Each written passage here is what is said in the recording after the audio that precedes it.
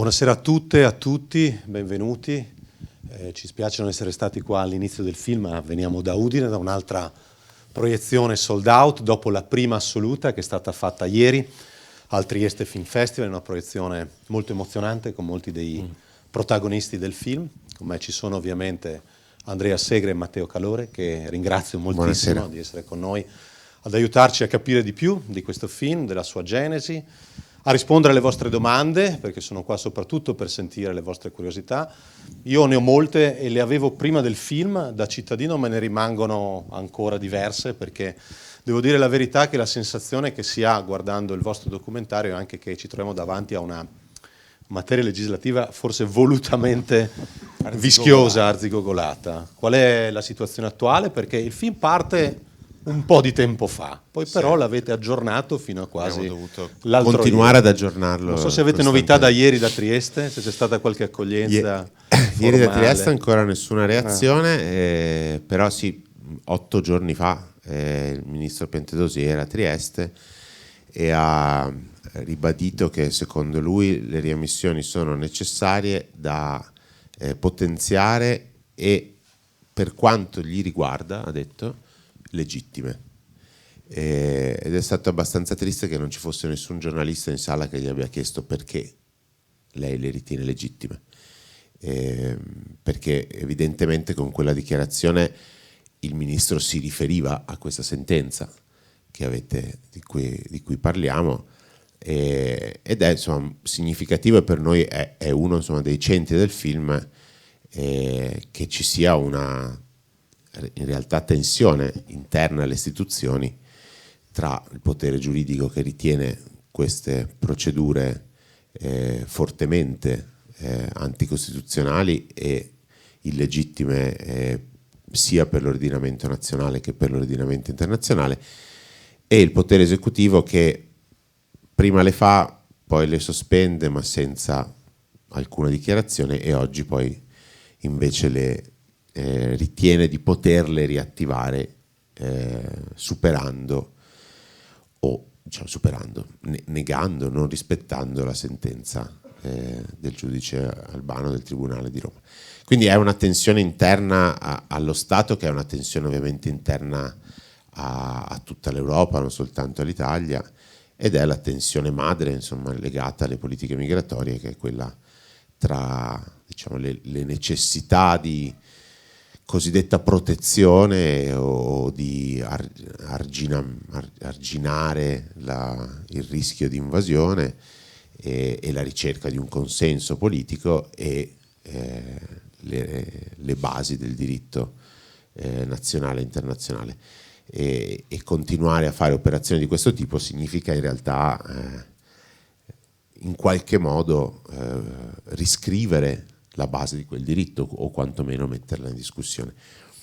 E credo che occuparsi di queste storie sia innanzitutto ovviamente dare ascolto e dignità a chi queste storie le vive in prima persona, subendo violazioni e violenze molto pesanti e quasi difficili da ascoltare, ma sia anche una riflessione su quanto si sta trasformando il nostro rapporto, no? con i diritti di tutti, perché ovviamente il diritto non è applicabile in maniera arbitraria soltanto ad un'etnia o a un'altra, almeno così non dovrebbe. E per questo abbiamo fatto questo film, e farlo è stato un percorso molto difficile di comprensione di questa tensione, di comprensione di tanti documenti che abbiamo dovuto studiare, che Gianfranco Schiavone, l'ASGI, le associazioni che lavorano con competenza e costanza su tutto ciò ci hanno fornito per provare a capire. Sapevamo poco o niente anche noi all'inizio di questa storia, e abbiamo cercato di renderla il più comprensibile possibile, anche se posso ben capire che possano rimanere delle domande, insomma, perché non è di facilissima comprensione. D'altronde la stessa definizione di riammissioni informali contiene un bel po' di tranelli, no? Perché dice riammissione dove? invece in realtà è una riammissione da dove tu non vuoi venire, quindi è un respingimento, non è una riammissione. E informale, dice, ma come fa uno Stato a fare un'azione informale? Certo la deve fare informale perché non può farla ufficiale, perché se la facesse ufficiale con registrazione di quell'atto, ovviamente ognuno di quegli atti sarebbe impugnabile e ci potrebbero essere centinaia di ricorsi. Infatti, come abbiamo provato a spiegare in uno dei passaggi del film, in realtà il Ministero degli Interni reagì legalmente a quella sentenza con un ricorso contro quella sentenza, non sul merito della sentenza, cioè senza intervenire sul perché, sui motivi per cui la giudice dichiarava illegittime le riammissioni, ma andando a criticare il fatto che si potesse mettere una sentenza sul caso specifico di un cittadino la cui riammissione, il cui respingimento non era dimostrabile, perché effettivamente essendo informale non c'è nessun documento in cui è registrato quella operazione ai danni di quella persona, per cui l'Avvocatura dello Stato a nome del Ministero degli Interni fece il ricorso su questo elemento e la sentenza d'appello diede ragione al Ministero degli Interni, cioè disse sì, è vero, non è dimostrabile questo, ma è ovvio che non è dimostrabile perché lo stai facendo senza registrarlo, però è abbastanza complesso ovviamente da capire e da seguire, ed è fatto in modo che sia difficile seguirlo. Rimangono poi le storie, quelle sì, facili e difficili contemporaneamente da capire e da ascoltare, di chi poi concretamente subisce queste operazioni. Infatti volevo chiedere a Matteo Calavora, che come avete visto, no, impugna ovviamente la camera, è stato lunghissimo ed è ancora, no, il direttore della fotografia, operatore alla macchina per quasi tutti i film di Andrea, un sodalizio lunghissimo.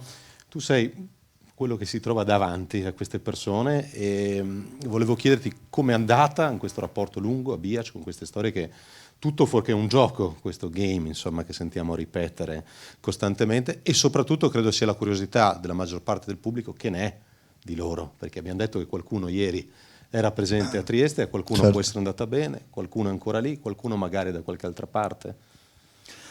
Sì, allora a Biac in realtà in Bosnia non avevamo molti giorni produttivamente, abbiamo avuto 5-6 giorni, però diciamo c'è un rapporto lungo nostro di Zalab di relazione con tutta una serie di mondi che si occupano sia di raccontare che di difendere i diritti di chi viaggia, e sia di monitorare le condizioni, per cui questa grande rete che nasce in questo caso da ICS Trieste, ma poi si espande anche dall'altra parte dei Balcani con altre realtà, con il Border Violence Monitoring Network, con Rivolti in Balcani, con tutto un mondo di realtà che conoscevano bene gli slam, le occupazioni, le jungle dove i ragazzi riprendevano fiato prima di rimettersi in viaggio, che ci ha permesso di entrarci,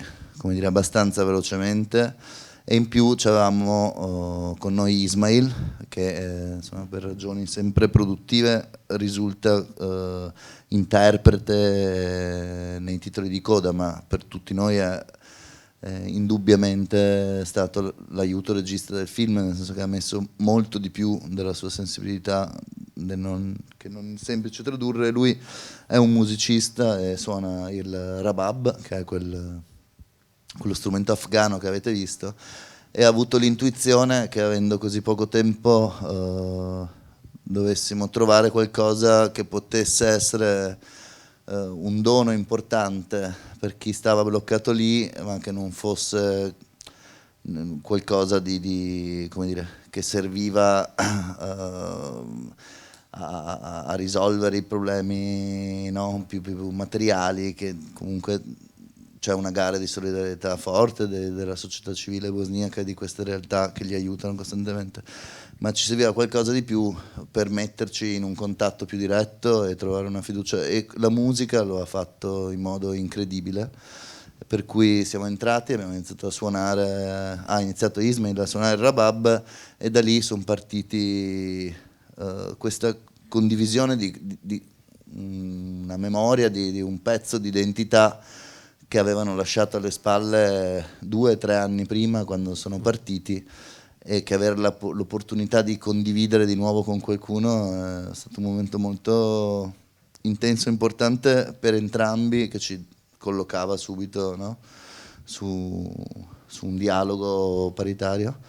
E infatti hanno iniziato a fare quei canti che ci raccontava Ismail, sono dei canti tradizionalmente femminili, ora diventati molto popolari anche tra i ragazzi, dove utilizzando delle formule poetiche che si ripetono, ti racconti un po' attraverso quei canti quello che ti sta accadendo, le delusioni d'amore, cosa manca, eccetera. E quindi da lì basta, siamo partiti. Però ti aveva chiesto che fine hanno fatto. Dopo sì, che fine hanno fatto, sono tutti loro, quelli che vedete, sono arrivati. No, queste erano 2 domande. Stai tranquillo. Aspetta, risponde. Mamma mia. È sempre così? È Io sempre faccio il regista, lui faticoso. Faticoso. Vuoi venire di qua? Meglio, Dai, qui. aspetta. No, fortunatamente sono riusciti ad arrivare tutti i ragazzi,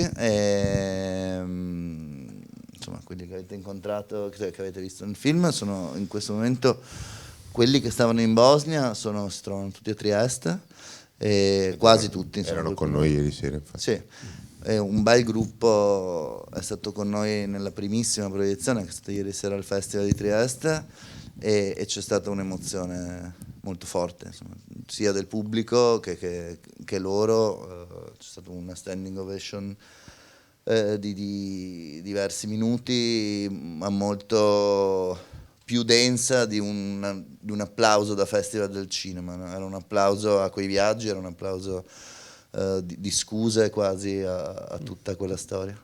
E niente, Questa cosa che dici quando le sono parole peraltro i finali- protagonisti Sì. molto felici se li volete invitare a delle proiezioni. Molto volentieri. Fra l'altro ricordo, così non ce lo dimentichiamo dopo, che il film inizia la sua vita nelle sale, per cui con giovedì è in programmazione anche qua a Cinema Zero. Adesso fate un tour abbastanza denso, ma sarà nei cinema di tutta Italia.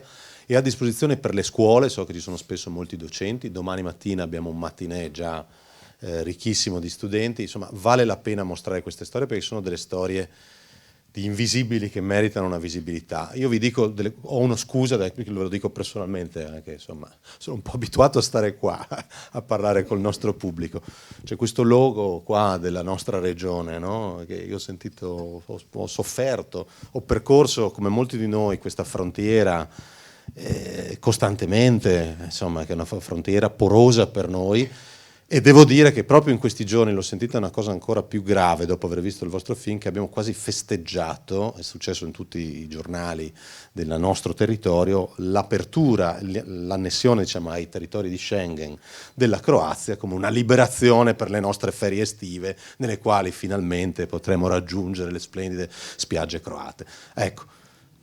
È così però, cioè queste storie ci passano accanto, noi non le vediamo e grazie a voi per fortuna riusciamo a raccontarle. Insomma, il logo c'è perché il film, noi abbiamo fatto richiesta alla Film Commission e la Film Commission prevede che bisogna mettere quel però logo. Io sono Friuli Venezia Giulia, io non mi sono sentito tanto ospitale, anche perché io quando mi hanno mandato quel logo hanno detto bisogna mettere questo logo, e io ho detto vabbè, se volete lo mettiamo, però c'è una contraddizione, insomma, tra quello che il film racconta e quel logo.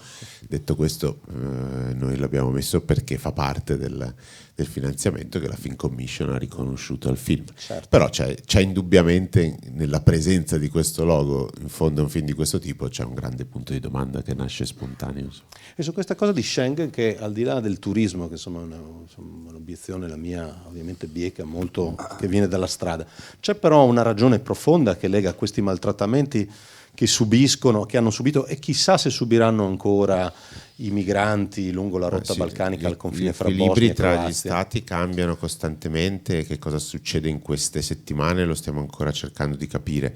Certamente il servizio che la polizia croata ha prestato dentro queste operazioni, cioè quello di fare l'ultima parte della violenza, che in realtà parte a Trieste e si conclude a Biac, in questa catena di respingimento, la polizia croata anzi sembra addirittura dei gruppi di parapolizia, gruppi privati, questa bella gruppa di cui tutti i migranti parlano e che lo Stato croato non ha mai riconosciuto ufficialmente, però insomma c'è questo gruppo di polizia senza simboli, con una divisa tutta nera, per cui chiaramente un gruppo quantomeno segreto.